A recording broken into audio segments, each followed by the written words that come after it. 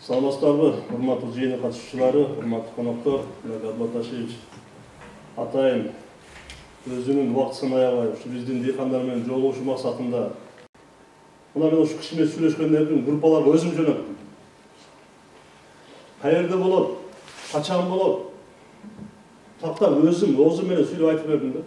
Мэриянын чоң жыйындар залында саат 9-да келсеңер, эртең ушул биздин багбанчыларга жакшы болот. Мына азыр акыркы күндө мына жаштар да келип отурат. Келечекте ар бирибиз багбанчылыкка эгебиз, карайбыз ошону. Үйдө жок дегенде 4-5 багдарагыбыз бар, жок дегенде. Болбосо 20-30 сотиктен багыбыз бар. Бул кишилер атайын ушу биздин элге бир салым кошолу деген максатта келип отурат да. Бир жыйынга барсак, бир айыл өкмөттүн башчысына айтат. Канча жыл иштесе да бир жолу келген жок дейт. Ана мен айттым, мени менен келгенде 3 жолу келди дедим. Бир жолу келгенде мына кишилер жолукту, экинчи келгенде булар менен жолукту, үчүнчү жолу келгенде ушундай болду десем, адам баласы ушундай да. Азыр мен жөнүндө бир жаман сөз айтсам, туура дейбиз бардыгыбыз. Били билбесе да туура дейбиз да. Буруп кетиш оңой эле болуп атат да. Бирок бул адам ким экенин билбейбиз да биз. Ошого урматтуу туугандар, мына келгендер мына биздин агрономдо отурат. Именно ушул тармакта иштеп жүргөн аксакал кишилерибиз отурат. Бул кишилер өздөрү билет.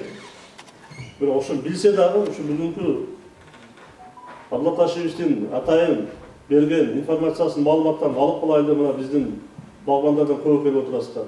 Сиздерге рахмат.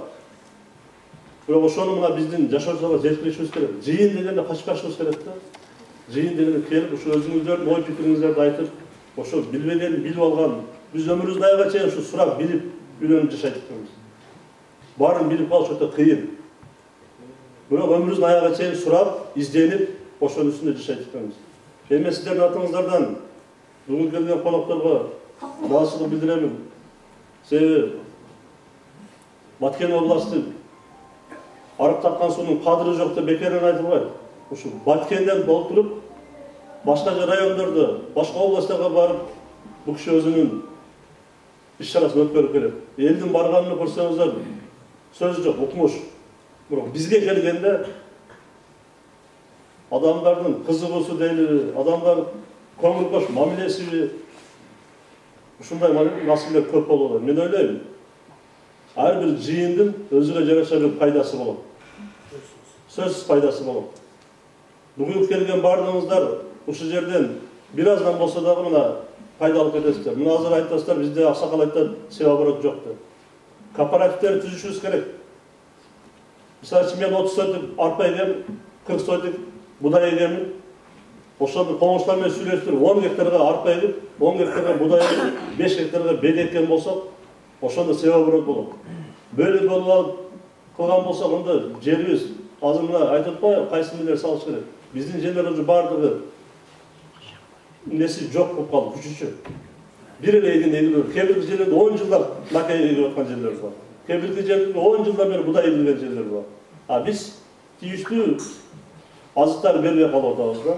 Ошого себеп кылган болсок, мен ойлойм, жылдан жылга өмөр жемиштердин дагы, эгиндерибиздин да сапаты да көтөрүлөт. Жаңы уруктарды алууга деп биз мына аймактык башкармалыкка айтып атамын. Азык-түлүк берүүчү дары-дармектерин алгыла, ошолорду берип, ошондо бир сапаттуу эгин алганга мүмкүнчүлүк болот экен. Мен ойлойм, бизде мына жумуштары өтө көп. Себеби Абдулаташевич, өзүңүз билесиз, азыр Бомдагы 3-чү мектеп боюнча дагы жайына барып келдик мына азыр. Бул жерде сиздер отурасыздар, маалымат ретинде айтып коеюн. Ошол мектепте мен реакция кылбай жатат деп айтылган. Ошо бетон куюлгандан баштап мен ошол жерде турдум. Жаракка кеткенде барып ыйладым, жарылып кетти булар депчи. Азыр бар ошону токтотуп, экспертизасы келди, проектировщик келди, жеңүүчү компания технология баарын чогултуп туруп, бир чечимге келди, протоколдоштуруп берди. Үстүнөн кайра усиление кыла турган болду. Себеби ошол мектепте быйылкы жыл 24 мектеп бүтөт декабрга. Кудай сактасын, бирдеке болгон болсо ким иштеп турган дейт. Астында иштеп турган ошол болду курулган депчи. Мага андай нерсенин кереги жок. Ошого мына бүгүн ушул Абдулаташевичтен алган маалыматтарды эртеңки жашообузда колдонобуз.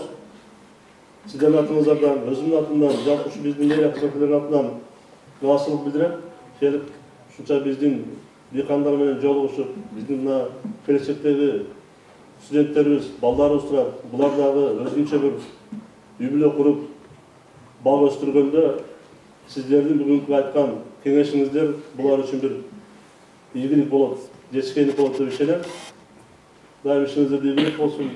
Biz sizlerden daim şu cübüldükten işlerinizlerde başka bir saytlar arqылы da koyup durabız. Oşoğanda televizyon arqылы bergen malumatlarınızı koyup olup durabız. Men ойлойм, sizler men daim işleşke dayanız. Şundan da görüşelim. Sizge çoğun rahmat. Assalamu alaikum. Kızıl Kıyalık bakmanlar salamatsızlarmı? Sizler menen yıl sayın ötkөрülүүчү bak davat seminarında жолугушканыбызга Уаныштамын туғандар. Ассаламу алейкум. Қандай жатасыздар? Денсаулықтарыңыздар жақшыбы? Жазға даярдықтар жақшыбы? Мына эми бардыңыздар, бансыздар, бардыңыздар, ошол бак боюнча түшүнүүңүздөр аябай кенен аралсыздар. Мына өзүңүздөр билгендей эле дүйнө жүзү ордуда турбайт экен да. Мына биринчи бизге келгенде кандай техника келчү эле, азыр жылдан жылга өзгөрүп, мына жөнөкөй эле телефонду алып көрөлү, мурда айландырат эле, кийин кнопка болду, анан кийин болсо көтөрүп сүйлөшө турган болду, кийин көрүп сүйлөшө турган болду. Az жакында жыты менен чыгабы деп отурам. Кадимкидей мисалы мына апельсинди көрдүңбү дегенде апельсиндин жытын чыгарып беребиз деп атам да. Өзгөрүп атат да барча. Ошондой эле багбанчылыктагы ордуда турбайт. Азыр Европада суперкарлек деген көчөттөрдү отургузуп 1 гектарга 9000 штук 300 tonna alma alıp жатышат. 300 tonna alma alıp жатышат. А биз болсо дагы эле баягы eski nemeden usuldan ket almazsan высокорослый oturguzup жатабыз да. Мына Star Крипсон деген алманы бардыңыз аттан десем, Крипсон деген кызыл алма, Star Крипсон деп коет. Ошонун 10 метрлик дагы бар, 4 метрлик дагы бар, 2 метрлик анан кийин 1,5 метрлик. 1,5 метрлик болсо супер карлик деген. Alması birдей. Апарып анализге тапшырсаң, баягынын полностью Сахара узасындағы бірдей, ошонун ичиндеги кислотности дагы бірдей, бардыгы бірдей. Кожасынын структурасы дагы бірдей. Hiç айырма жок. Суперкарликтики дагы, карликтики, полукарлик, высокорослый. Окшош. Болгону бул жерде агрономдор дагы ушул аз жерден көп кирешеге кирсин дыйкандар. Уара болуп жүрө бербестен жакшы ошол жерде дыйкан дагы жакшы жашасын деп ошол агрономдор биологтар bunu ne rostunu кичинерткен. Кичинертип, ошого дарыларга удобный болсун, түшүгүн тергени удобный болсун, чиканка кылган удобный болсун деп. Анан кийин вынужденный баягындай, ушундай погодный условия болгон маалда жанагыны опыление кылыш дагы жеңил болуш үчүн азыр опыление кыла турган стимуляторлор чыгып калган азыр. Кадимкидей эле опылениеге ушундай чаңаланбай турган гиластар бар го. Мисалы үчүн сиздин гиласыңыз Баткенский гилас гүлдөнү күн тез ысып кетип атат, ары чаңап келген успет этпей атат да. Энергия кургап баратат. Не кыласыз? Стимулятор бар. Аласыз дагы баягы өзүнүн насос сепкендей баягындай туман образовательге салып туруп баягы менен чачасыз бакка. Чачкан чаңалап. Болду. Кармайт дагы иштеп кетет. Бул да наука. Бул да келди да бизге. Мына азыр жылдан жылга азыр погода кайтып атат. Биз баягы мурдагы эле усулубузга неме кылабыз дагы ушул кайнаган жерге, Төн Моюнга, ушул Үч Коргонго, мына Кызыл Кыя, Боз, ошондой жерлерге баягы эски Семиренко, Превосход, Голден, Золотойдан эле. Мына Крипсон деген алмаларды отургузуп атабыз, бул августтун 15-inde эле бышып, ичине анан кийин ысык кирип кетиптир, анан кийин уругунан жанагы жерден ортосунан баягы гниль пайда болуп туруп, алмалар жараксыз болуп калат. Бул дагы илим да. Мисалы үчүн сорт тандоо дагы мисалы үчүн бул чоң илим да. Сорт тандоого ушунчалык көңүл бөлүш керек, өзүңдүн жериңе эмне жакшы болот. Эмне жакшы болот, ошону билиш керек. Мына деңиз деңгээлин түшүнүш керек. Мисалы үчүн деңиз деңгээл 400 метрге чейин пинкиледи деген алма укмуш болот. Пинкиледи. Эми ашым баягы жерге урсаң арқаға секіре тұрған болып, соқтары толып, ұқмыш болып ұшады да, пенкілейді. 400-ден өтіп 800-900 метрге шейін Галавал. Галавал алмасы өте соңы болады. Осы 1000 метрден өткеннен кейін Golden Delicious, Granny Smith и анан кейін Red Chief, қызыл алма. Red Chief алмасын жөнінде айтып берсем, Red Chief алмасы баяғы модель өзгереді ғой, мысалы үшін Mercedes-дікі. Дипломат болды, анан ешке келді, бұл болды, анан ақырғы модельдер, мысалы үшін ең ақырғы модельдегі машинедегі ұшыл Red Chief, анан Super Chief, ең ақырғы, қызыл алманың ең ақырғыларды. Дүние жүзі бұл алмаларды баяғындай кеймелі ұшыл мөмін жемесіменен занимация еткен болса, у меня Red Chief десең, сколько у тебя тонн дейді, уже интерес пайда болады. Анан кейін, у меня красное яблоко есть десең, какое яблоко? Да, там вот это, чайхана сидели в Исмайле, там мне один брат дал это, калямча, потом я у сестры взял, привил, потом появился яблоко, это яблоко я не знаю, дорогой. Если у тебя есть, вот, в рейстере, которые яблоки, я куплю. А если там яблоко вообще уже не проходило, рейстерден өтпеген алма болса, я не могу покупать, это. И азыр семеренканы уже Россияда бірдікті рейстер шығарып çıktады. Мына былтыр буквально бір әкеміз 42 тонна алып барып, базарға алып келе алмай, сата алмай, ақыры зоопаркқа тапсырып кетті. Мына уже тенденцияны қараңыздар, уже кетіп жатады да уже. Ошон үчүн туғандар, мына сорт таңдауда біз мына 2015 жылдан бері өзіміздің жүргізген тәжірибеміз көріп, егіп, алмасын жеп көріп, анан кісілерге сунуштап отқан сорттар мына ең ошол тоодо кышка сактай турган алмалардын эң жакшысы бул деген Red Chief, Golden Delicious, Granny Smith. Бул топ десяткада турат, продажада. Например, Новосибирскийде 1000 тонна алма bir күндө сатыла турган болсо, ошо Сибирь тарапта. Ошонун 800 тоннасы Granny Smith, көк алма жешет. Сибирякта. А эмени болсо Red Chief'ти болсо Москва жакшы жейт. Golden Delicious'ти Москва жейт, Казакстан жейт. Эч жерде калбайт бул алма. Ошон үчүн ким зимний алма отырғызам десе, азыр жазып алыңдар. Golden Delicious, Granny Smith и Red Chief. Ошол 3 алманы деңиз деңгээлинен 1000 метр жогору жакка отургузасыздар. Түшүндүңүздөрбү? Бул кышка сактала турган алмалар. Анау ошол Кызыл Кыянын чөлкөмүндө Галавал деген алмадан өтөр алма жок. Операторлор даярдап атат. Мына немени алманы көчөттөр жөнүндө айтып берейин. Көчөттү Türkiye'de, Polşa'da, İtalya'da, Germanya'da mına uşul köçötkanalардын arkasında öte çoğun ilimi izilдөөлөр турат. Ошол köçötkanalардын arkasında жүздөгөн миңдеген окумуштуулардын эмгеги турат да. Bir almanı sort kılıp Amerika'dan çıkarış için 30 yıl, 40 yıl vakit ketет. Mına ошол tandalып, yer şartına turu kelip, ертеңки ошол алманын жакшы тагдырына мындай таасир бере турган эме бул окумуштуулардын мээнети. Ошон үчүн туугандар силерден суранычы, ким ошол көчөт менен занимация этемин, көчөт жасаймын деген адам болсо туугандар именно ошол Польшадан, Түркиядан, Голландиядан, Италиядан тамыр алып келиңиздер. Тамыр алып келип, ошого анан кийин ошол эле мамлекеттерден келген үстүгө прибойду ошолордон алып булаңыздар. Ошондо силер жакшы көчөт чыгарган боласыздар да. Анан мына көбүнчө эле биздин эң чоң катачылыгыбыз ошол көчөт менен занимация эткен адамдардыкы. Бир жерге кайра-кайра көчөт кыла беребиз. Бир жерге көчөт кылынгандан кийин 10 жыл сефаборот жүрүш керек ол жерде. Себеби дегенде тамыр код окубай калат да. Кийинкисинде уже хуже, а потом вообще дикушка болуп калат. Ошол себептен баягы көчөттү алып келип отургузабыз. Сүрөтүн карасаң, чырайлуу сүрөт илип койгон.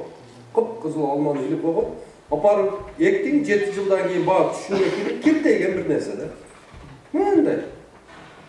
Бул алма мындай деген го, мындай болуп калды деп астыга окшотуп көңдү бересиң, аны кыласың, муну бәрі өзгөрбөйт да. Себеби дегенде диннен недоношенный болуп калган да алмачы. Код окуган эмес да, баягы бала эненин ичинде баягы неразвитый болуп калат го. ошол жерде көчөт дагы неразвитый болуп калат. Ошол себептен ушундай түшүм берет. Результат ушундай болот да.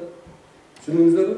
Азыркы болсо ошол Туркияда алмалар, бардык эле өсүмдүк мөмө бере турган дарактардын көчөттөрүн клонирование менен жасайт.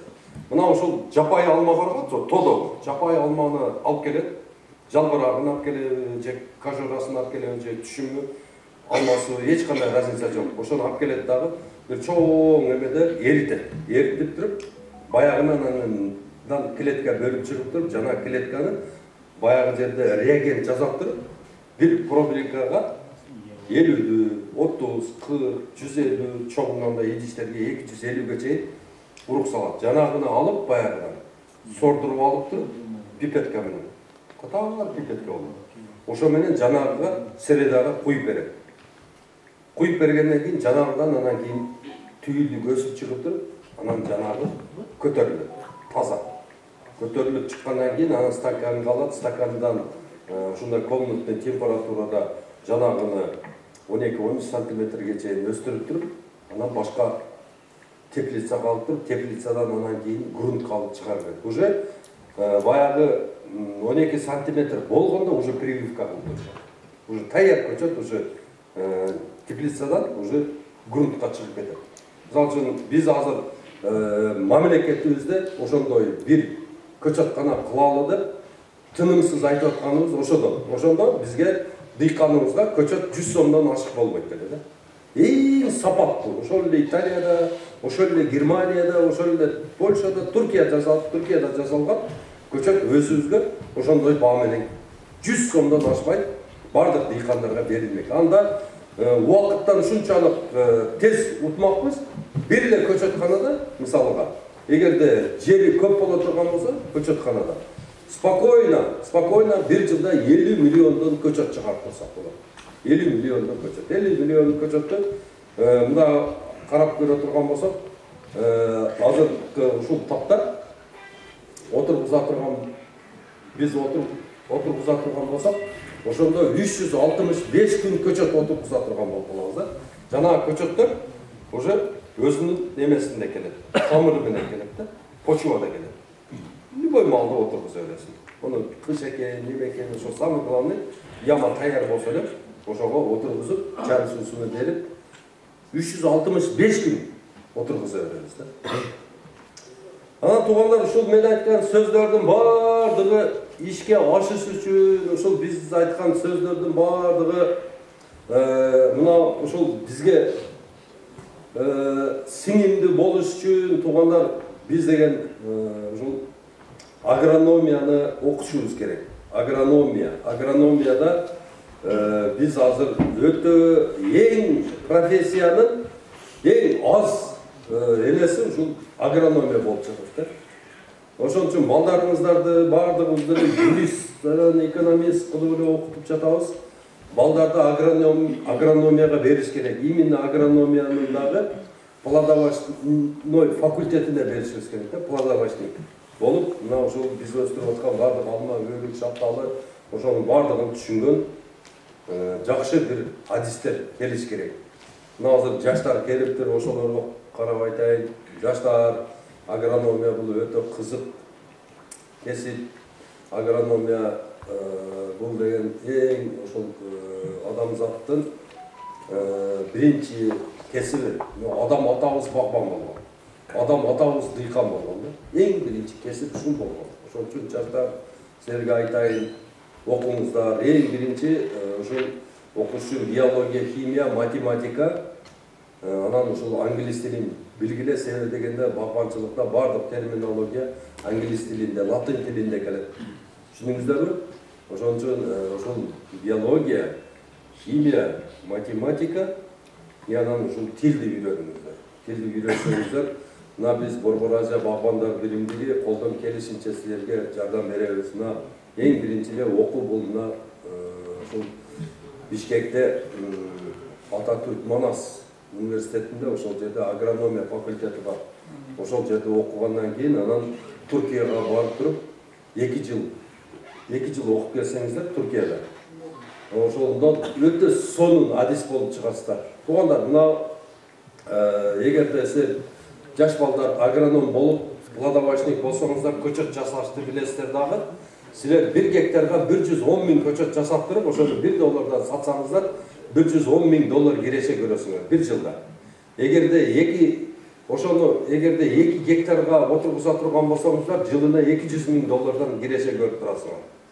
Бул деген өтө сонун илим. Көчөт, мисалы үчүн бизде азыр көчөт жасай турган баягы мурункудай примитивный агрономдор бар, бирок чисто мындай көчөттү дүйнөлүк деңгээлде эң сапаттуу кылып жасай турган агрономдор жок бизде. Такыр жок. Ким баласын ошол Стамбулга, Конияга, Измирге, анан Газантепке окутам десе, туугандар кайрылыңыздар, менин номеримди жазып койгула жаштар. 0550 20 0007. Кайрылгыла, мен өзүм колуман келишинче аракет кылып жөнөтөмүн. Мен өзүм балам окуп атат 2-чи курста. Азыр Измирде окуп атат. Ким ошол жерге барып, ошол мен Абылайхан деген балам бар, ошол окуп аткан жерге ким окуйм десе, кайрылыңыздар, ата-энелер, жаштар кайрылгыла. 11-чи класстын базасын да алат туугандар. Барып окуп, ошактан илим алып келсеңиздер, эң востребованный профессия. Менин фирмамда, мына Багдөлөт деген фирмабызда Руслан Бекназарович деген бир инибиз бар. 1 айда 100 миң сом киреше табат. 1 айда 10 консультациясы бар, одан ашыкча албайт. 1 консультациясы ошол бактын чекесине барып туруп, бакты кандай түзүлөт, каякка карап эгилет, суу каяктан келет, күн кандай түшүш керек, кандай көчөттү эгиш керек, ошону кандай караш керек, бардыгын конспектировать этип берет ошол кишиге. Ошого 10 миң сом бир консультациясы. Анан өчүрүт. Мына особенно жаздын күндөрү, жанагы жаздын күндөрү, жанагы анан күздүн күндөрү Руслан такыр үйүндө турбайт. Машинесин минип алып, али Кара Суу, али Өзгөн, али Жалал-Абад, али Баткен, али ошонто айланып жүрүп, бир өзү жетишпейт. Консультация алам деген миңдеген адамдар турат. Ошон үчүн жаштар, туугандарым, инелерим, карындаштарым, агрономия бул өтө жакшы илим. Агрономия. Өзүңөрдүн атаңардын үлүшүндө бир 2 гектар үлүшү болсо, ошол жерге мыкты кылып туруп, гилас кылып койсоңуздар, жыл сайын атаңарга $50 миң киреше алып келип турасыңар. $50 миң деген кандай акча? Азыр адамдар Россияга барып туруп, бир эркек, ишке жараган эркек арам 15 миң рубль зорго жөнөтөт. Тура, же жалган. Ошон үчүн жаштар окугула, илим алгыла. Бул илим, бул эң бул илимсиз эч нерсе болбойт. Азыр мисалы үчүн бизге Мадамектен азыр мен айткан итальянский эмес орундарга палянчайский көчөт алып келип берсе дагы, ол көчөт не илимсиз өспөйт. Түшүнүп атасыздарбы? Илим болмойт, биз баягы оорутабыз, зыянкечке жедиребиз, же болбосо не то жерге отургузабыз дагы, пайдасы болбойт. Түшүнүңүздөрбү? Ошон үчүн илим алыңыздар жаштар. Өткөрөбү? Контракт бюджетти. Бюджети дагы бар, жакшы окугандарга стипендия да берилет. Бюджети дагы бар, и контракт дагы бар. Өткөрө бересиң? Башта. Мына туугандар, бая айтып кеттим, мына Red Chief, Super Chief, Golden Delicious, Granny Smith деген алма. Мына Red Chief алмасы. Кимин жери өдөдө. Тоо жакта, Абшир ата жакта жери барбы? Каракой, Чабай, тоонара. Барбы? Ошо Red Chief ушуну ексеңиздер, мына ушул Red Chief алмасы Ташкентте 250 сомдон сатылып жатат. Азыр мына ушул Өзгөндөн алып кетип, Өзгөндө уже ушундай бак болгондо уже 6 жыл болуп калды. 6 жылдан бери балдар түшүмүн сатып жатышат.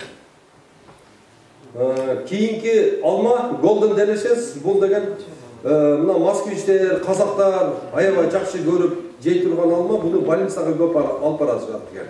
Сары алманы ошо радость деп туруп, больницага көп ташлады экен. Мына больницанын жанында bir күндө кызыл алмадан 10 кило сатыла турган болсо, мында 20-30 кило сатылып турат экен. Ол радость алып келет, ошону алып барышат экен. Үчүнчү алма, бул дагы зимний алма, кышка сактала турган алма, бунун аты Granny Smith. Россияда дагы кайталап кетейин, 1000 тонна алма сатылса, ошонун 800 тоннасы ушул Гренни Смит. Бунда темир көп болот экен, тишке аябай пайдалуу экен. Ошон үчүн орустар жалаң ушундай алманы жакшы көрүшөт экен. Гренни Смит деген алма. Ушуну егиңиздер, бул деген Семиренканы ушуну Мичурин ушудан алып жасаган да, Семиренко алмасын. Түшүндүңөрбү? Буну бабушка Смит деп коет Америкада. Өтө сонун сочный алма. Будан анан сок көп жасалат, сок. Сокко көп иштетишет. Гренни Смит деген алма. Эгерде бирөө жарымыңыздар ушул мен сок чыгарат элем, же болбосо сок завод ачат элем десе, ушул Гренни Смит деген алманы отургуза берсең, белки алмаларга караганда 2 эсе көп неме суу чыгат будан. Так, кийинки алма. Жеромини деген алма, бул алманы туугандар арабтар жакшы көрөт. Саудия Аравия, анан кийин Эмираттар ушуну ташып жешет. Каерде ушудан 1000 тонна чыкса, ошол жерде арабтар келип өздөрү алып кете берет. Башка өтө сонун сакталат катуу алма. Жеромин деген алма. Кийинкиси бул москвичтер жакшы көргөн алма, Скарлет Супер алмасы. Бул дагы деңиз деңгээлинен 1000 метр жогору жакка отургуш керек. Одан берагына пөк болуп калат. Пөк болуп эч нерсеге жарабай турган жумшак алма болуп калат. Колуңа коюп туруп, бир чапсаң чачырып кетет да. Ошон үчүн эч качан буну ылдыйга экпеңиздер. Түшүндүңөрбү? Буну только кара кой, толу регион, толу 1000, толу болбосо дагы 1000 метр жогору жакка деңиз. Байчейкилер бардыгы 1000ден өйдө? Ооба, бардыгы 1000ден өйдө. Больше 1000 метров. Кийинкиси мына кызыл кыянын алмасы, мына кызыл кыянын алмасы баягындай фурага бере турган маалы, бул июлдун 10-ында уже фурага бере бересиздер. Фура, барбы? Фура келип токтойт дагы, терип алып чыга бересиңер.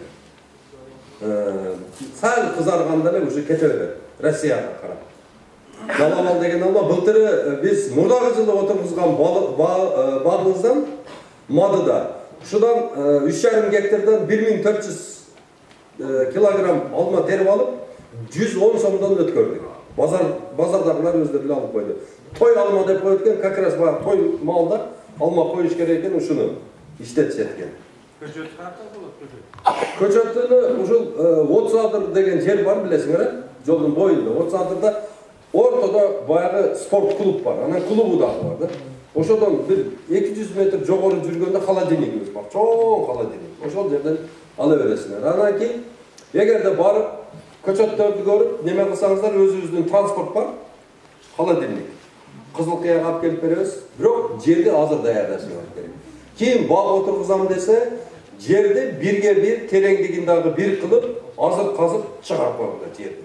Ошол жер жамгыр көрсүн, түн көрсүн, кар көрсүн, суу көрсүн дагы даярдайсың. Түшүндүңүздөрбү?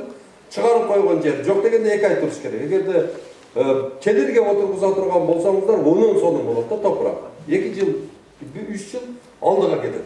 Анан кийин баягыны буну эмнеге мынчалык терек каздырат дегенде, казып келатканда бир плац бар, катуу мындай. Столго окшогон плац бар. Ошону жарып өтүш керек. Ошодон аба да өтпөйт, суу да өтпөйт. Ошону жарып өткөндөн кийин тамыр ушунчалык тездик менен кетет дагы. Баягы 2-3 жылда эле уже кетпей сактай болуп алмаңыз чоңойт. Гиласыңыз, бадамыңыз тез чоңойт. Түшүндүңүздөрбү? Аэрозация жакшы жүрөт, аба алмашыш жакшы жүрөт. Анан ошол эми 25 жыл жашай турган жерине ошо алмага бир өзүнө бир жай даярдап бересиңер да, жумшак кылып, жакшы кылып. Анан баягы казылган топурактын жанынан челектей кылып туруп, месте калтырып коесоңуздар, ошо капталынан да. Ошол жерге жылыга биогумус салып, биогумусун чукуп атып таштап, жаңы биогумус салып, капелька ошол жерде берилет. Наватка окшоп, биогумус эрип, акыры тамырга кете берет. Бул же эң баягы жакшы азык туугандар, бардык бактараптарга эң жакшы азык бул биогумус. Биогумусту баягында орустар айткандай каша, масло не испортишь дейт го, канча болсун салсаңыздар, эч зыян болбойт. Бирок биогумус дагы кандай жолдо жасалыш керек? Шагающий грядка. Баягы ямада эмес. Баягы чукур кылып, яма кылып жасап атасыз го, онда чала жейилет да. Шагающий грядка болсо, мына столго окшоп узун төгөсүңөр дагы, сөл жанды бул жагынан салып койсоңор, сөл жанды өзү жылып жеп кете берет. Онда уже бул жакта чистый биогумус калган болот. Түшүндүңүздөрбү? Ошону шагающий грядка деп коет. Кийинки алма.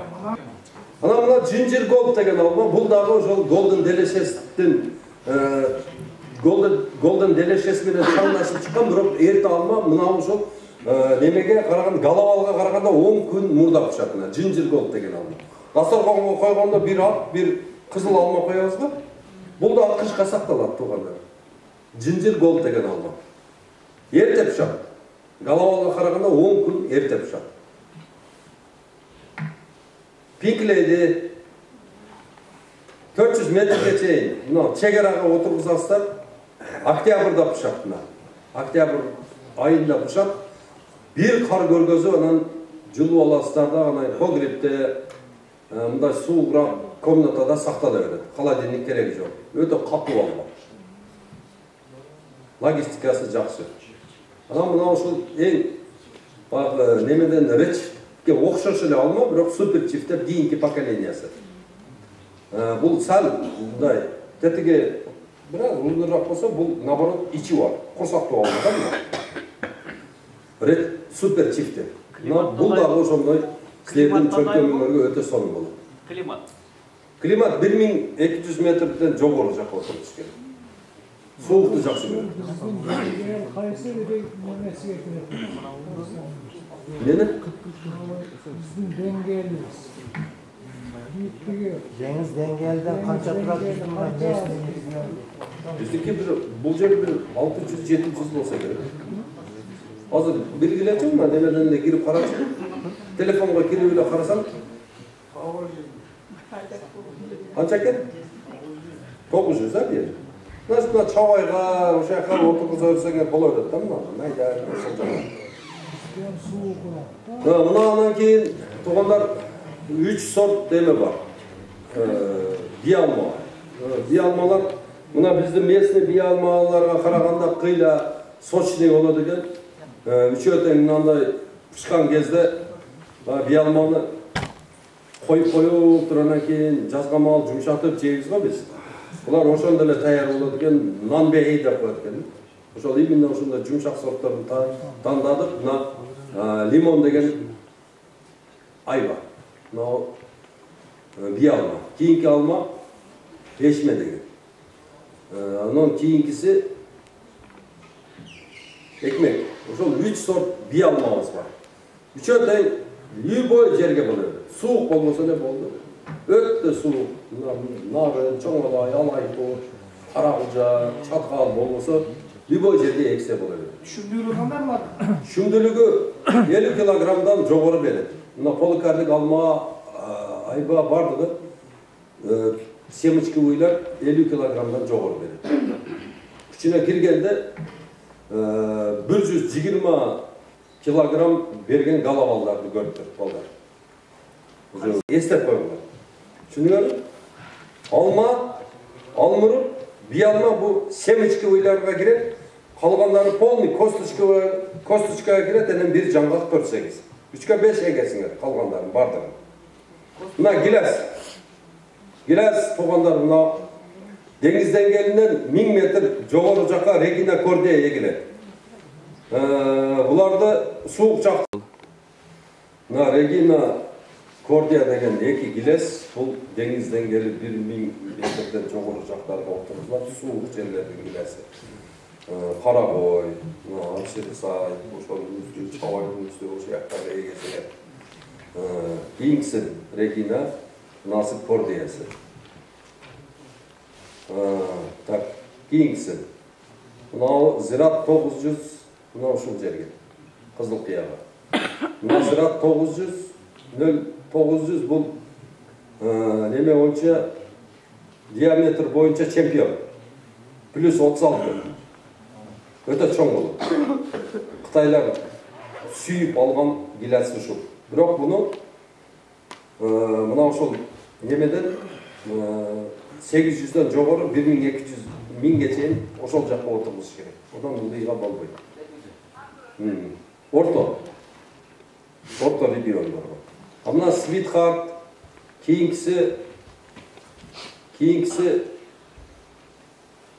Skina, odan keyingisi Lapens, bul ıssık жердин gilesi.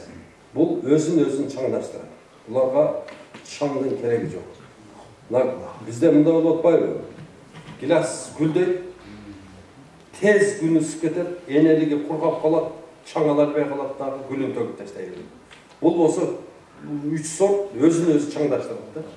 Гүлмөдү уже чаңын алып алат дагы, жылына түшүн берет. Bunlar minimali 800'de pas edilmiş gerek. Булар даже 600'ден ылдыйга кетиш керек. Кызыл деңгээли 1050 экен. Кызыл кыян деңгели 1050 метр. ушу жер. Будан дагы 1200 метр жогору жакка баа мен айтканда. Түшүнүңөр? Ого чейин аларды эге бересиз. Bizde mesleği plastik apılıyla var mı? Şular arasında. Skina опыление кылат. Жазып алма. О, местныйларды скина опыление кылып берет. Бирок эми ошол маалда үлкөн баа гүлдөйт калып, гүлдөгөндө энелик кургап калбаш керек да. Энелик кургап калса онда ала албайт. Ошон үчүн мына ысык жерлерге только самоопыляющий сорт жакшы. Түшүнүңөрбү? Самоопыляющий сорт скина, лапец, свитха. Ошол үчөө. Жакшы алат, өтө көп алат, анан мына ушул 3 сортта көп коркунуч бар, неме майда болуп калат. Ошон үчүн жанагыны гүлүн какканын үйрөнөсүң керек кийин. Түшүнүңөрбү? Алат го, алганда мисалы үчүн өзүнүн специальный кайчысы бар.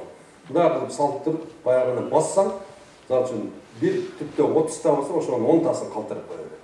Мындай салып кыркып турасың. Кыркылдыган мал да.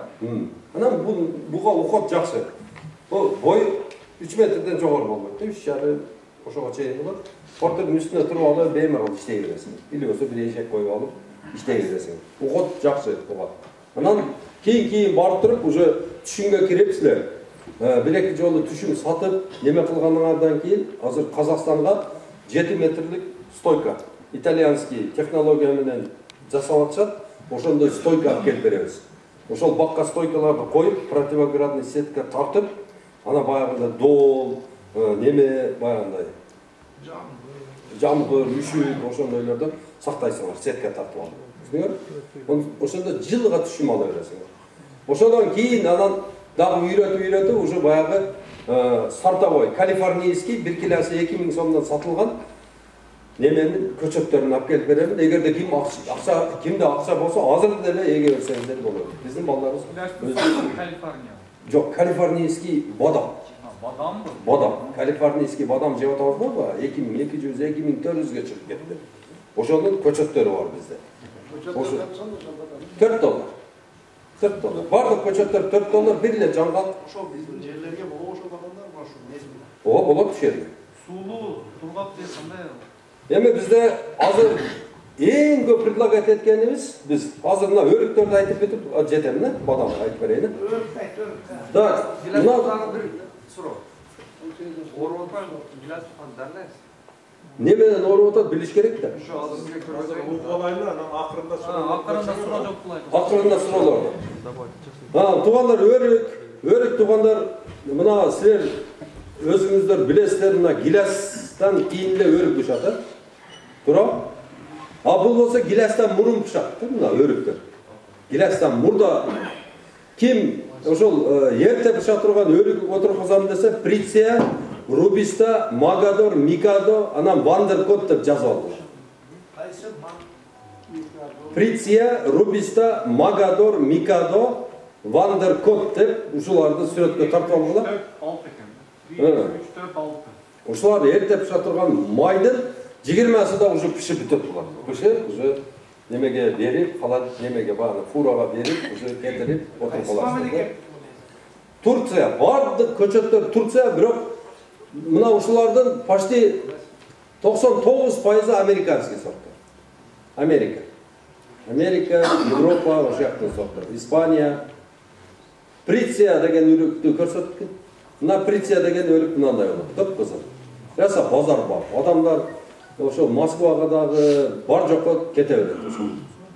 Приция деген. Булар кап болобу? Кап болбойт булар. Булар эрте пышарлар. Май ичи сатып бүтөсүңөр да, ошо эрте пышат, столовыйда. Bizde hem şunda kızıl olur. Bizde de kızıl bolot. Balдар сатып атпайбы? Кызарды беле. Yani Көчөтү енді бар сіздерде? Көчөтү бар мı? Ого, бар нерсени айтып атабыз. Бар нерсе. Ушул көчөттөрдү Өзбекстанда өстүрөбү, өстүрбөйбү? Өзбекстанда, Туркиядан алып келишет. Өзбек туугандар баягы анан кийин өзлөрүнүн баягы Мадапалан деген бир неме тамыры бар. Ошого улап туруп анан кийин сатып атышат. Бирок баягы экөөнүн ортосунда связка жок болгондугу үчүн алып келип эгесиз билинбейт 2 жылдан кийин уже баягы жерден ириң чыгып турган кичине шамал болсо дагы ооп чыгыла берет. Түшүнүңөрбү? Буну ол чуук баягы мадапаланга, мерабаланга уланбайт. Onu düşünbөй эле биздикилер алып атышат. Бирок мына мен лично өзүм күйгөн адаммын. 1,5 гектар жерге Реза мактаган инвитро лабораториядан чыккан көчөттү алып келип, бирөөсү да выживать этпеді да, бардык кургап калды. Ошонун жанында турецкий отургузганмын, ошондо канча 3,5 гектарга биз бир 7000дей көчөт отургузсак, ошодон 3 же 4 эле кургаган да. Түшүнүңөрбү? Качество бөлөк да. Ошон үчүн бардыгыңыздарды айтамын. Башында эле ошо адашып, баягы сапатсыз көчөт алып албаңыздар, макулбу? Сапаттуу көчөт алыңыздар. Сапаттуу көчөттүн сертификаты болот. Сапаттуу көчөт эгерде Туркиядан келген болсо, ошонун зеленый книгасы болот өзүнүн. Жашыл китеп менен келет. Эгерде Польшадан келе турган болсо, вне зоны вирусной безопасности деген сертификаты болот. Англисче жазылган. Анан сапаттуу көчөт холодильникте сатылат. Портердин үстүндө, же болсо бир жерге казык коюп, көмүп коюп, же болсо бир машинанын үстүндө сатылбайт. Сапаттуу көчөт только холодильникте сатылат. Ал жактан транспортировка болгондо +2де келип, +2ге кирип, ошол жерде уктайт. Эгерде көчөттү казып алып туруп чыгарып койгондон кийин 4 сааттан кийин көчөт майда ак тамыр чыгарып баштайт, ооз тамырлары. 4 сааттан кийин азык таппагандан баягы кургайт. Баягыны алып келип эгесин чоң тамырдын күчү менен көктөйт, саратандан өтпөй кургап кала берет. Ошон эгерде ким көчөт менен занимация этем деп турган болсо, биринчиден туугандар ошол көчөттүн жайын алмаштыргыла, подвоюн алмаштыргыла, хотя бы ошол жаңы маточниктен чыгарып туруп элдерге сапаттуу көчөт бергиле. Бизге келгиле, чуук бизде толтура чыгат. Бакмутайбыз да тынбай. Жазындасы, күзүндөсү, летний обрезка болот. Келгиле алгыла чуук. Бирок подвоюңар болсо, именно импортный таза подвой болсун. Түшүндүңүздөрбү? Кийинкиси, айда бер. Адрес каякта? Отсадырда Магадор. Бул дагы эрте пыша турган өрүк. Магадор. Микадо. 20 майда акыркысы ошол Микадо пышат да. Биринчи Приция пышат 25 апрелде. Рубиста 5 майда. Аркасынан Вандеркот 10-да, 15-inde Микадо. Неме? Магадор анан акыркы 20 майда мына Микадо пышат ушул чөлкөмдө. Лейлекте дагы сал эртерээк пышат. Лейлек. Немеде төм оюнда одон дагы эрте пышат. Ким эрте мисалы үчүн дасмея кылам дей турган болсо, мисалы үчүн майда ким пул берет? Туурабы? 1 тонна тапшырсаң 150 000 сом акча болот. Ким берет ол акчаны? Туурабы? 30та эгип коюп, 30тадан 1 тонна бере берет. 30та өрүгү. 2 кило ушудан 2 кило дасмея болот. Мына чыгарып мисалы үчүн 1 тонна, 2 тонна сатсаңыздар акча болот да. Кичине эле жерди ээлейт. Бир эгерде жериңер кичине болсо 100 көчөт батат. 10 соток жерге. Жериңер кичине болсо. Түшүндүңөрбү? Раса серхасы зор нерсе. Межбурият канчадан эгиш керек? Бул эгерде чоң немеге бакыла турган болсоң 3-кө 5. Эгерде үйдүн шартында болсо 2,5-ге 3 кылып экерсең боло берет. Өзүң кичине огород. Түшүндүңүздөрбү? Айда. Анан мына кургай турган Халил оглу деген өрүк кургайт. Ушунда сап-сары кап болот экен. Сап-сары, прозрачный. Мында кылсаң күн көрүнүп турат нарагынан. Европейцтер ушунчалык сүйүп жейт экен. Азырынча булар немеле түрктөр азырынча бунун американский атын чыгарып өрүк экенин айтпайт. 1 жылдан кийин өзүнүн американский аты чыгат. Бирок биз приблизительно билебиз да кандай ат экенин. Кийинки кургайт болот. Бул Вандеркот, бул эрте пыша турган. Айда, нарака. Юнуспей, бул дагы кургайт, абрикостой чоң-чоң кокташтайт. Кийинкиси кабашы, бул дагы кургайт. 3 өрүк кургайт турган өрүктөр. Түшүндүңөрбү?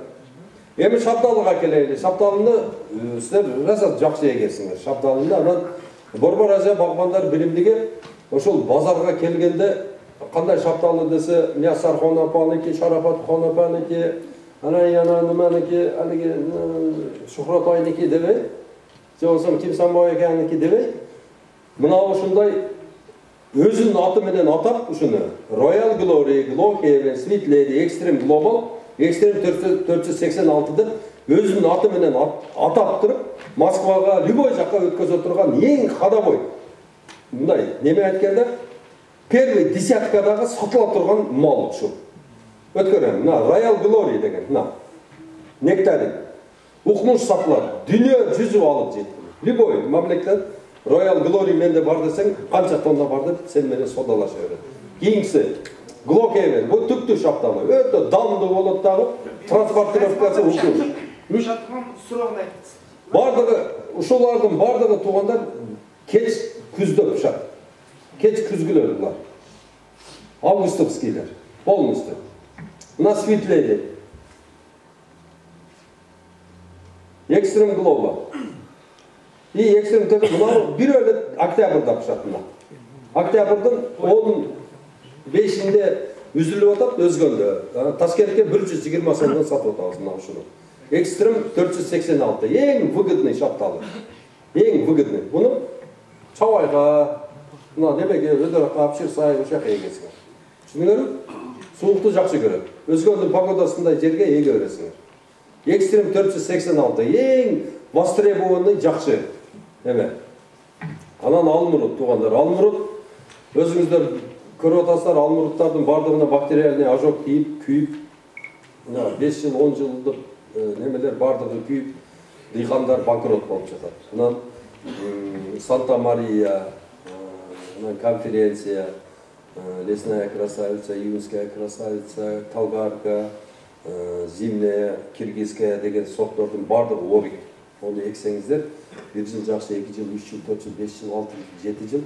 Ору тийсе, bir аптада кап-кара болуп күйүп түшүп калат да.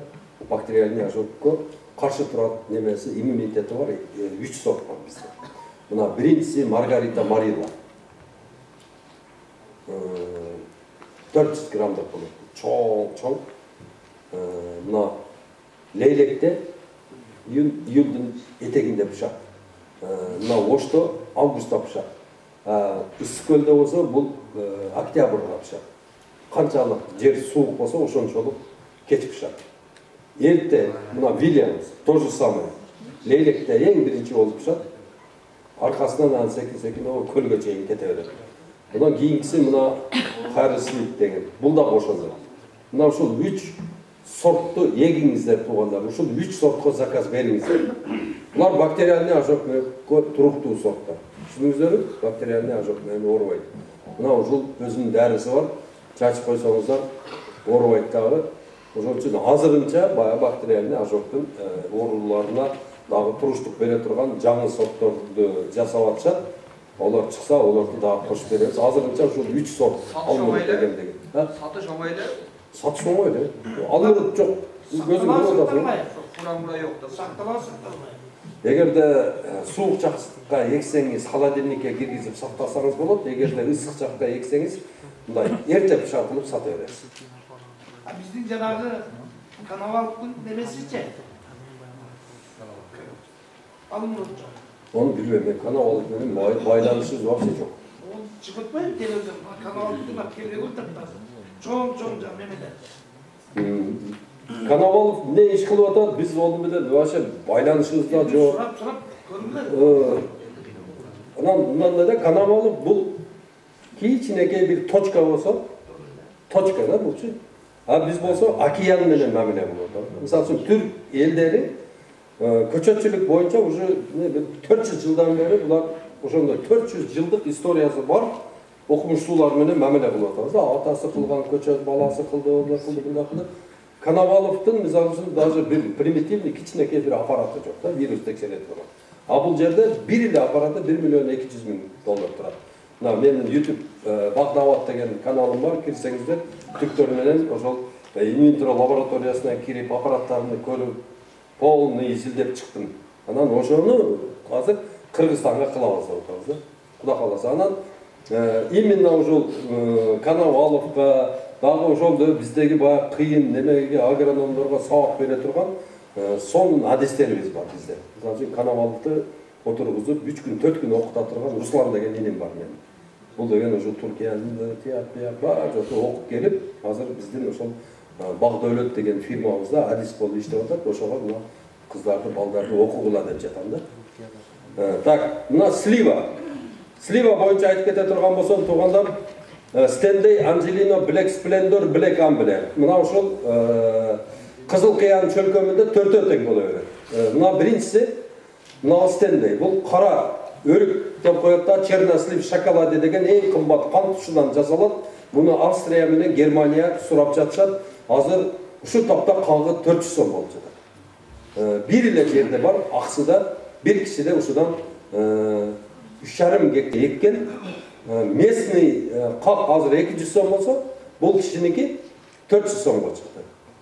Ушуну отургузгула силерге өтө жакшы болуп, 1 гектарына 660 тук батат, эң аз түшүм бергени 50 килограмм түшүм берет.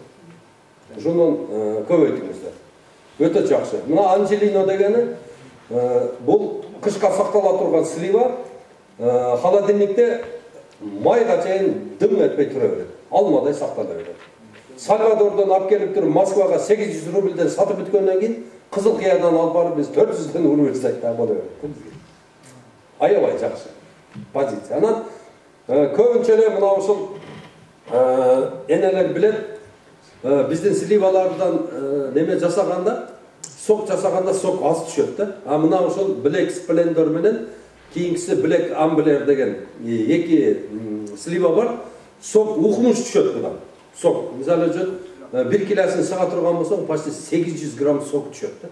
Соковый заводдорго анан жем жасай турган, повидло жасай турган, варенье, не болсо ушул багында переработкага түшө турган серхасын сорты кирет. Буну сугат жерге эгесиңер. Су кое турган жерге эгесиңер, 1 гектарга 660 тук батат. Эң аз түшүм бергенде 10 килограмм берет. Бул бадамдын неси жакшы, бул агып кетти, бунун анеги баасы түшүп кетти, же болбосо мындай көбөйүп кетти деген маселе болбойт. Өзүнүн сөөгүндө 3 жыл сакталат. Өзүнүн сөөгүндө 3 жыл турө берет. Бунун өзүнүн дарысы бар, специальный таблетка, чоң-чоң таблетка болот, үстүнө бирди, астына бирди салып туруп, мешекке каптап туруп, коюп койсоңуздар турө берет. Бунун сатыла турган баасы $5. 15 апрелден кийин гүлдөт. Бардык сууктар, карлар, жамгыр жумгур бардыгы өтүп кеткенден кийин 15 апрелден кийин алма менен тең гүлдөт. Мына ушул сортуна өтүңүздөр. Анан туугандар, бизде макако жапайы тамырда эки бадамыбыз бар. Бул бадамдарды 4 жыл сугарып алып туруп, кетмен сап кылып алгандан кийин болду, суу талап кылбайт да. Өсө берет. Ошо турган жерине кайракы болуп өсө берет. Булар дагы 10 килограмм, 20 килограмм түшүм бере берет. Түшүнүңүздөрбү? Кайракы жерлерге макако менен вайра. FL 677деги тамыр десеңиздер, кайракы жерге эгем десеңиздер, биздин специалисттер түшүнөт. Баягы эле ошол Русландын номерин дагы бир жолу айтамын, 0778 94 05 05. Биз азыр РСК банк менен договор кылдык, 1 миллион көчөт алам десеңиздер дагы ислам принцибинде бере беребиз. 0778 94 05 05. Руслан деген. 0778 94 05 05. Ислам принцибинде Багдөлөт фирмасы менен РСК банк договор түздүк дагы, каалашыңарча көчөт ала бересиңер. 1000 көчөт, 2000 көчөт, 3000 көчөт, 10 гектарга, 3 гектарга, 10 сотикке болсо дагы келип ала бересиңер. Түшүндүңүздөрбү? РСК банкка барып эле Багдөлөттөн мен көчөт аламын ислам принцибинде десеңиз, келе отур. Атын кел. Эгем бердим алмаз. Каланча, канчасы 1975-жылы туулган. Жакшы. Мындай кагаз толтуруп неме кылып. Ислам принциби менен музороба деген эки эме менен ала бересиз. Түшүндүңүздөрбү? Өзүңүз разы болуп бересиз. 1 миллион сом аласыз. Ишти кыласыз. Неме разы болуп туруп өзүңүз анан кийин 5 жылдан кийин 1 миллион 100 миң кылып же 1 миллион 120 миң сом кылып же 1 миллион 200 миң сом кылып кайтарып берип коесуз. Музороба. Разы болуп аласыз. Олар разы болуп берет. Түшүндүңүзбү? Ошондой принципте ислам принциби. Анда мындай кылып, мындай сен неме кылып кеттиң деп аркаңан баягында бирөөлөрдү жөнөтүп куулатып ондай мындай кылбайт. Ислам принцибинде берилет. Сизди кыжалат кылбайт, сиз дагы кыжалат кылбай кайтарып бересиз. Көчөт менен берилет. Көчөт. 5 жылда кайтарасыздар. 5 жылда кайтарып бересиз. Көчөттү ошондо сиздерден алабыз. Көчөттү бизден аласыздар. Таштак жерге дейт. Таштак. Онда таштак жер, ак топурак жер, кызыл чопо деп вообще бөлбөңүздөр. Эгерде өтө кумдуу таш жер болсо, экскаваторду алып келип, 1,5 тереңдегенде 1,5 казырып, тоодон тупурак алып келип салып, үйөгүңүзгө аралаштырып иштете бересиңер. Мына жерде гүлдөр чыгып кетет. Мына энелерибиз гүл багып атпайбы? Текчеде. Тура. Бадамды суук жерге эксең. Бадамды суук жерге экпеңиздер. Бадамды суук жерге эксеңиздер, туганда гүлүн мүшүгү алып кете берет. Бар кийин 15-апрелден кийинки дагы сууктар болуп калат да, токтогат.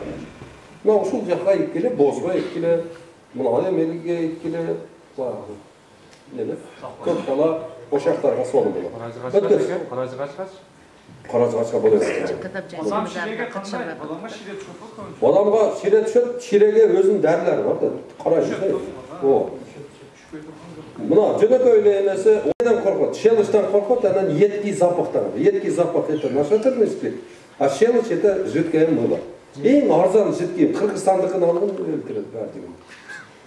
Чынын вайро. Мына вайро ушул. Көрдүңөрбү? Раша сен хасыл, сонун нерселер булар. Буларды эгип алсаңыздар, азыр жашыңыз 50те болсо, 10 жылдан кийин мына 1 гектар багыңыз 5 тоннадан бергенде да 5 доллардан сатсаңыз 25 000 доллар. Кемпириңиздер, экөөңүздөр 2 000 доллардан пенсия алсаңыздар 24 000 доллар болот. Кемпириңизди ертип алып, дүйнө кезип жүрө бересиз. Bir жылда bir terip тапшырып коесуз, болду. Эң сонун нерсе. Эккиле. Жаңгак, Фернор, Чандлер, Франкет, Фернет. Чандлерди суук жакка экпейсиңер, мына Фернор, Франкет, Фернет суук жактарга түшө берет. Айда. Көрсөтүп кой, бир сыйра. Фернор, Чандлер, Фернет.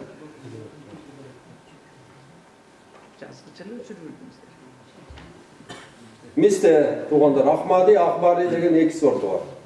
Ким мисте эгемсе кайдыл булар. Мына экиси. Бизге дагы келип аткан ушул мөмө жемиштерди, жаңгактарды бар жоон контроль кыла турган мезгил келди.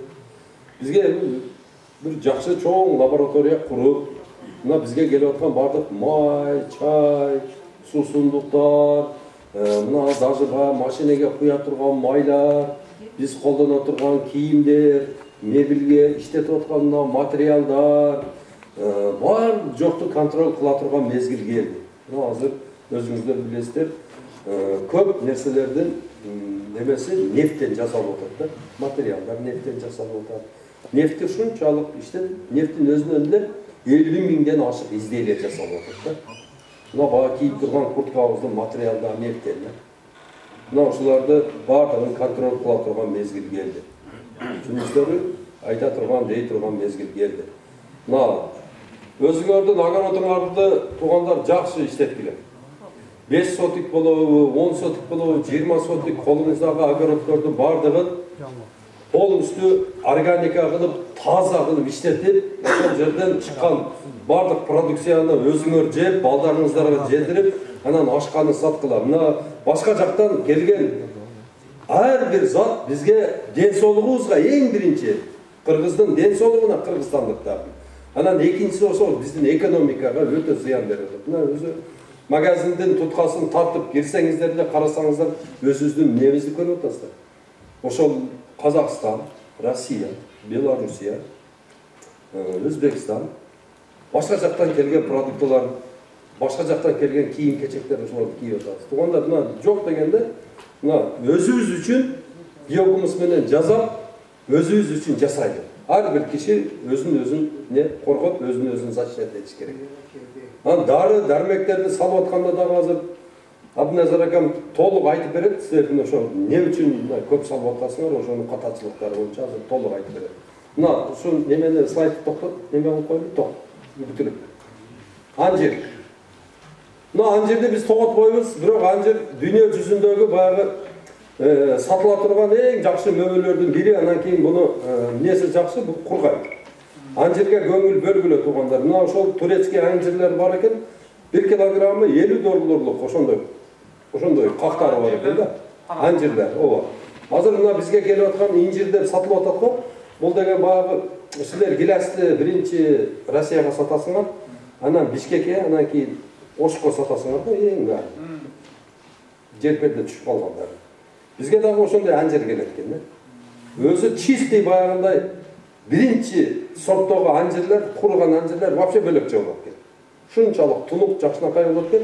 Мына ошол дүйнө жүзүнө кетирип аткан, курутуп кетирип аткан анжирлердин сорттору мына. Мына ушул сортторду эстеп, мына кара анжир, кургайт бул дагы. Ичи кургап келтирип, ичи бал болуп калат экен. Мындай тиштесең, балы чыгат ичинен. Как будто баягы асалардын сотасы бар го. Ошону тиштегендей болот экен, бал чыгат экен ичинен. Кийинкиси мына дагы. Жазылып. Мына ушул да. Өтө сонун. Кургай. Заказ бергиле, көчөтү $4 150 килограммга гап эмес экен да. 3 жол терилет. 150 килограмм жүк көтөрө берет экен. 6-7 жылы. Анан бунун өзүнүн немеси бар экен, мындай. Кап бар экен буда. Дагы тур үстүнө кыркып туруп, мындай узунча кылып туруп, бутап туруп, анан үстүнө капты киргизип, анан сыйыртмагы бар экен, тартып коет экенсиң.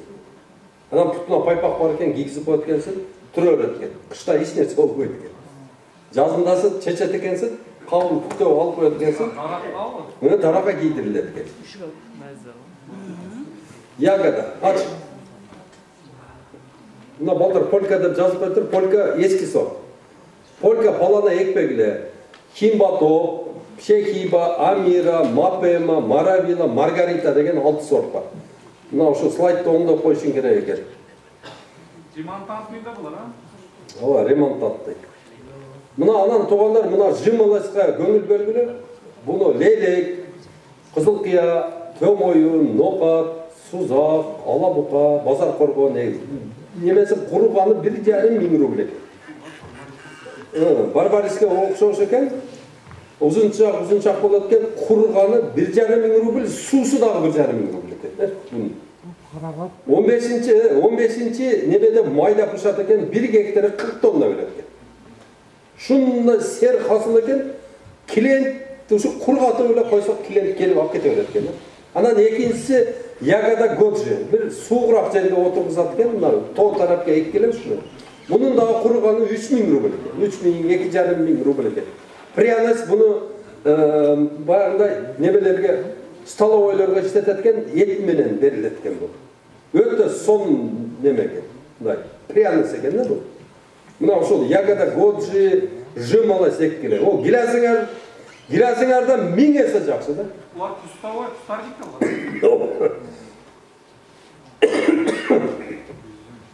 Жүзім жоқ бізде. Қырғызстан өзінің жүзімі бір күнде жеп қояды. Bir günge жетпейді. Қырғызстанның жүзімі өзіне bir күнде жеп түкетіп қойғызда жүзімі жоқ отырамыз. Айда. Мына жүзімді екілеп, ата сарысы дейді. Түркияда 80% адам шыны жейді екен, ата сарысын. Ақ жүзім деп алыштыр, рәсә жейді екен. Лак финжер, еге тұрған жүзімі, кардинал, Аватар, Red Global, Lamborghini, бардық көчөттөр бар. 38 түрі бар. Ошоның тең жарымы урug'u жоқ көчөттөр бар. Мейіз боло тургандар енді. Мейіз боло тургандар, кишмиш бар, ерте пыша турган, анжан карага окшогондор бар. 38 жүзім бар. Ким өзүн жерине жараса жүзім алам десе, кайрыла бериңиздер, заказ бергиле, баягы эле телефон 0778 94 05 05. Руслан деп айрылсаңыздар болды. Жерлерге бола бере бакен? Суық жерлерге. Суық жердің өзінің сорты бар. Суық. Ова, башқа сорттар бар. Эми тургандар, мен өзүмдүн программамы бүттүм суроолор болсо аягында бересиңер, сөздү болсо Айыл чарбаны колдоо борбору Байдыйкан фирмасынын компаниясынын адиси агроном Сариев Абдиназар акебизге сөз беребиз. Абдиназар $900 баштап $42,000 чейин. Анан уну дыйкандарга дагы ыңгайлуу болуш үчүн биз Айыл банк менен келишим түзүп, лизинг катары бере баштадык. 7 жылдык мөөнөт менен алсаңыздар болот. Баштапкы төлөм 10% болот. Анан 2000 мотор часка биз гарантия койгонбуз.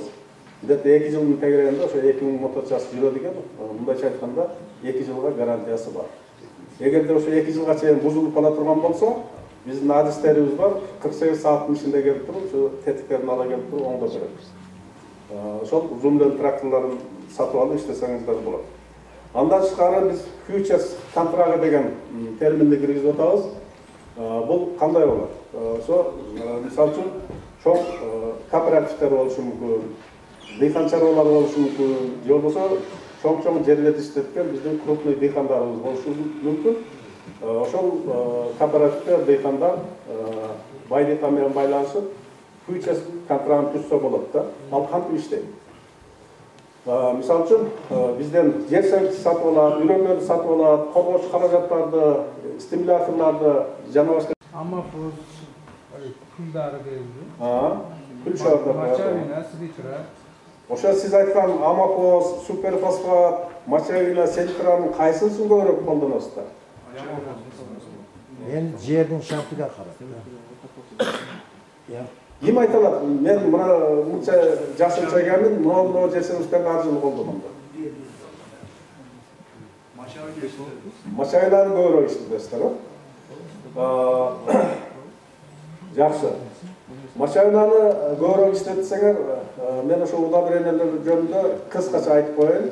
Эгерде бактан болобу, талада сепкен эгиниңизден болобу, көбүрөөк чүм аламын десеңиздер, сиздер жер сервистерди комплекстүү колдонууга үйрөнүшүңөр керек. Комплекстүү дегенде ошол өсүмдүккө керектүү эң зарыл болгон жер сервистерди колдонуш керек. Бирок нормадан көбөйтпөш керек, ошол керектүү өлчөмдө колдонуш керек. Ошондо топурагыңардын физикалык, химиялык касиеттеринин структурасы бузулбай, бир калыпта ар жылы жакшы түшүм бере турган топурак болот. Экинчиден, адамдын ден соолугуна зыян келтирбей турган мөмөчөмөлөрдү, жашынчаларды өндүрөсүздөр да. Анан стабилдүү бир калыпта түшүм алып турасыздар. Ошол түшүмдү көбөйтө турган негизги жер сервистер макроэлементтер деп коебуз. 3 элемент бар. Азот, фосфор, калий. Ошонун фосфор менен калийи түшүмдүүлүккө, анын сапатына, сактоо мөөнөтүнө, бышык жетилүүсүнө, стресстен коргонушуна, фотосинтездин жакшы жүрүшүнө бүт ушуларга таасир берип, келечекте мол түшүм алганга чоң жардам бере турган жер сервистер ошо фосфор, калий болот. Ал эми азоттук жер сервистерден биз негизинен 2 эле түрүн колдонуп атабыз. Кыргызстандык дыйкандар машина жана селитра. Булар өкө тең эле азоттук жер сервис. Муну дыйкандар эки башка түшүнөт. Машина боюна иштейт, селитра түшүмгө иштейт деп түшүнөсүздөр, туурабы? Биринчи машинаны беребиз да, анан гамина деп туруп селитраны салабыз. Жагдай эмеспи? Ошондой, а мындай илимий негизде ала турган болсок, өкө тең эле азоттук жер сервис. Ал эми азот эмне кызмат кылат? Топуракка салганда. Азот негизинен өсүмдүктү боюн, сабагын, жалбырагын ушуларды өстүрүп бергенге көбүрөөк иштетет. Түшүмгө, сапатына дагы таасир этет, азыраак деңгээлде. Ошон үчүн кайра дагы азот жетишсиздиги болсо салыш керек. Ошон үчүн селитраны колдоно турган дыйкандар айрыкча жашынчаларга көп колдонулат.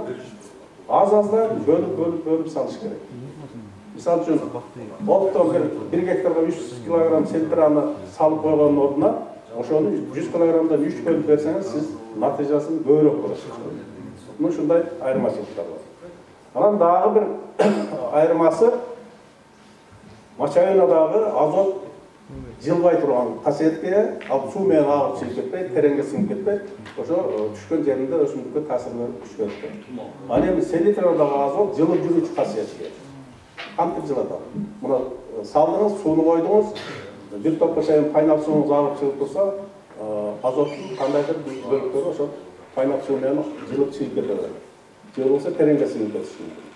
Ошон үчүн азот селитраны салганда сууга дагы жакшы көңүл буруш керек дыйкан. Мындай тажрыйбалуу дыйкандар мындай метод колдонот. Селитраны салып сууну кое турган болсо, этегине жеткирип туруп токтотуп коет да, кайра 3 сутkadan кийин жакшылап суу алат. Ошондо натыйжасы өтө жакшы болот да. Ушундай айырмачылыктар бар. азоттук жерсемичи. Анан ушул жерсемичтерди башында айтып го нормада колдонуш керек деп. Мына биз турмушта көрүп жүрөбүз. Айрыкча күрүч өстүргөн, жашылча өстүргөн дыйкандар азоттук жерсемичтерди, пияз, чеснок өстүргөндөр тонналап салат да. Ошо тонналап салган эң чоң зыян алып келет. Биринчи ушу топурагыңызга чоң зыян алып келет. Ошо топурагыңыз түшүмү көбөйбөй эле кайра азайып кетиши мүмкүн. Өндүргөн продукцияңыздын сапаты өтө начар болот. Сактоо мөөнөтү фактакырдан начар болот. Тез бузулат продукциячы. Даамы начар болот. Анан эң жаманы нитрат көбөйүп ал адамдын ден соолугуна чоң зыян алып келет. Ошон үчүн бардыгын нормада салганга аракет кылыш керек. Ал нормада салыш үчүн эмне кылыш керек? Ким айтылат? Нормада салыш үчүн ошо топурагыңызга канча нормада фосфор, калий же азот беришти кантип билип алса болот? О, эң туура эжеке айтып атат. Топурагыңыздын анализин лабораториядан аныктап алышыңыз керек. Анын өзүнүн эрежелери бар, кантип алыш керек. Лаборатория силерге эң жакыны Кашкаркышта гана Ошто бар. Кааласаңыздар мен номерларын берем. Мына сиздин айдоо аянтыңыз болсо, ошол жерден лабораторияга топурак алыңыз келсе, 3 жылда бере алсаңыз болот. Башынан киресиз, мына бушуна келесиз дагы 10 метр, 15 метр мындай киресиз дагы. Ошол жерден бир үлгү топурак аласыз, жылып дагы аласыз, жылып дагы аласыз, мына бушуна карап алып кете бересиз. Канча көп жерден алсаңыз ошончалык жакшы болот. Көбүрөөк жерден алам десеңиз, кайра бул бурчунан бул бурчка карап алсаңыз болот. Эгерде жериңиз энсиз, узуну 1 километр же 560 метр, 560 метр бөлүнүп калган жер болсо, анда орто ченнелде мындай түз эле ошо башынан этегине карап алсаңыз деле болот. Анан ошо кадимкиле штыковый лопатка менен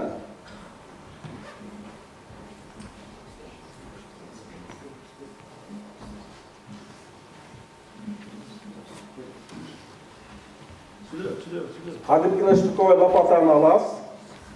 Ошол точкага барасыз. Бир лопатканын энинче 4 тарабынан казасыз.